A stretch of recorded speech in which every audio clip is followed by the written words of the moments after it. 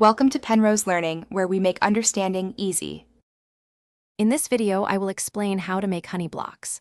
Honey blocks are a fantastic addition to your Minecraft world, offering unique properties for both utility and creativity.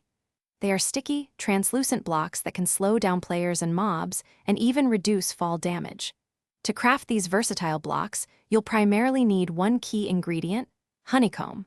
We'll go through the simple steps to gather this material and then craft your very own honey blocks. To begin, you'll need to gather honeycomb, which comes directly from bees.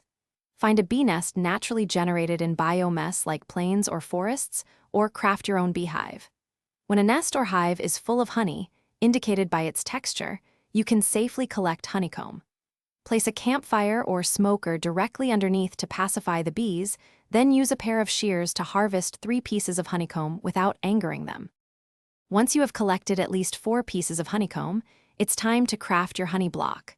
Open your crafting table, which provides a 3x3 crafting grid. Arrange the 4 honeycombs into a perfect 2x2 square anywhere within this grid. As soon as the 4 honeycombs are correctly placed, one honey block will instantly appear in the result slot, ready for you to add to your inventory.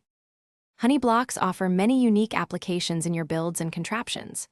When walked on, they slow down players and mobs by a significant 60%, making them excellent for traps or obstacle courses. Landing on a honey block also reduces fall damage by 80%, providing a soft landing. Furthermore, their sticky sides can pull adjacent blocks when pushed or pulled by pistons, opening up possibilities for complex redstone mechanisms. Thanks for watching. If this was helpful, leave a like and consider subscribing. See you next time.